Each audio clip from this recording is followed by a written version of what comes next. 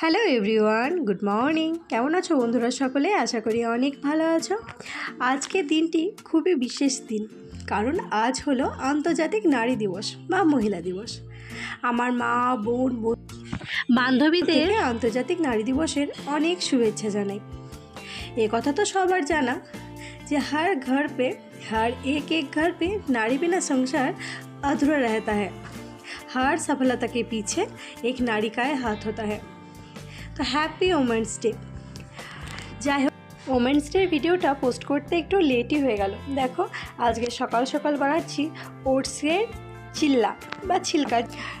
মোটামুটি ব্যাটারটা রেডি হয়ে গেছে। এতে ওটস দিয়েছিলাম, একটু টমেটো আর একটু পেঁয়াজ আর লঙ্কাটা চপার দিয়ে একটু চপিং করে নিয়েছিলাম। ওতে একটু গোলমরিচ গুঁড়ো দিয়েছিলাম, একটু লবণ আর একটা ডিম।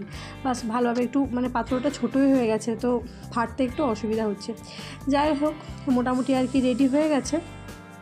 এইদিকে দেখো, আমার গ্যাসের চেয়ে আমার ইয়েটা বড় হয়ে গেছে, তাওয়াটা বড় হয়ে গেছে, দিয়ে আর কি হয়ে গেছে একটু মুশকিল। তাওয়াটা গরম হতে অনেকটা পরিমাণে আর কি টাইম লেগে যায়। আর আজকে খুবই একটা দুঃখজনক ঘটনা ঘটেছে। ওই ইন্ডাকশানে আর কি আমি একটু খাবার বানাতে গিয়েছিলাম, তো যে প্লাগটা দিয়ে সুইচটা মেরেছি, এমন জোরে ধাপ করে আওয়াজ হলো, ভয় পেয়ে গেছিলাম। তো আমার ইন্ডাকশানটাও পুড়ে গেছে, এবং ওই যে যে প্লাগে দিয়েছিলাম ওই প্লাগটাও গেছে পুড়ে। যাই হোক, ইলেকট্রিশিয়ানকে ডাকা হয়েছে, তিনি যতক্ষণ না আসছেন কিছু বোঝা যাবে না। দেখো, আমার কথা বলতে বলতে আমার ছিলাটাও রেডি হয়ে গেছে। অল্প করে ঘি ব্রাশ করে দিচ্ছি আর কি। এটা ধোসা তাওয়া, তো খুব ভালো ওঠে এইটা আর কি। ধোসা বলো, যাই করি না কেন, খুব ভালো ওঠে আর অনেকটা বড় আর কি। যাই হোক, সকালবেলাকার জন্য এটাই আমাদের ব্রেকফাস্ট আজকে। দেখো, এটা একটু মোটা মোটা করে করেছি, কারণ পাতলা পাতলা করে করতে গেলে অনেকটা পরিমাণে টাইম লেগে যাবে, আর হাতে অতটা পরিমাণ টাইমও নেই, কারণ অনেকটা পরিমাণ বেলা হয়ে গেছে। যাই হোক, আর আমি ভিডিও করিনি, সকালের পর থেকে একদম রেডি হয়ে ভিডিও করছি। যাচ্ছি এখন ওমেন্স ডের জন্য আর কি। আমাদের কাবা থেকে আর কি একটু অনুষ্ঠানের আয়োজন করা হয়েছে, তো সেখানেই উনি হলেন যিনি আমাদের গেস্ট হিসাবে এসেছেন। তার নাম হলো শুভা কারান্দালাজে। তিনি কর্ণাটকের একজন ভারতীয় রাজনীতিবিদ, যিনি বর্তমানে তৃতীয় মন্ত্রিসভার শ্রম ও কর্মসংস্থান মন্ত্রণালয়ে ক্ষুদ্র ও মাঝারি উদ্যোগ মন্ত্রণালয়ের প্রতিমন্ত্রী। তিনি ভারতীয় জনতা পার্টি কর্ণাটকের সহ সভাপতি এবং সংসদ সদস্য। 2024 সাল থেকে বেঙ্গালুরু উত্তরের প্রতিনিধিত্ব করেছেন, এবং 2014 থেকে 2024 সাল পর্যন্ত উদুপি চিকমাগালুর লোকসভা কেন্দ্রের প্রতিনিধিত্ব করেছেন। তিনি কর্ণাটক সরকারের একজন মন্ত্রিপরিষদ মন্ত্রী ছিলেন। এবার দেখো, যাদেরকে সম্মানিত করা হচ্ছে তারা কে জানো? তারা আমাদের জন্য, আমাদের দেশের জন্য তাদের সবচেয়ে প্রিয় মানুষটাকে হারিয়েছিলেন। হ্যাঁ, আমাদের বীর শহীদের স্ত্রী তারা। তো তাদের বয়স অত্যাধিক অল্প দেখছি। কেউ আমার বয়সী, কেউ হয়তো আমার চেয়ে 2 বছরের বড়, কারো হয়তো 2 বছর বিয়ে হয়েছিল, কি 4 বছর বিয়ে হয়েছিল, এরকম আর কি। যাই হোক, তাদেরকে যখন সম্মানিত করা হচ্ছিল, প্রত্যেকের একদম চোখ ঠলঠল হয়ে গিয়েছিলো আর কি। অজান্তেই চোখ দিয়ে একদম গড় করে জল পড়ছিল, কারণ এই কষ্টটা একমাত্র তারাই বুঝবে যাদের হাজব্যান্ড ফোর্সের লাইনে আছে, বা যাদের বাবা, যাদের ভাই, প্রিয় মানুষগুলো আর কি ফোর্স লাইনে আছে, তারাই বুঝবে এই কষ্টটা। যাই হোক, দেখো, এবার সমস্ত কিছু ওইগুলো হয়ে গেছে। এবার মেন অনুষ্ঠানটা আর কি শুরু হবে আর কি, নাচ গান এগুলো আর কি শুরু হবে। দেখো, আমরা সব বন্ধু বান্ধব মিলে সব বসে পড়েছি।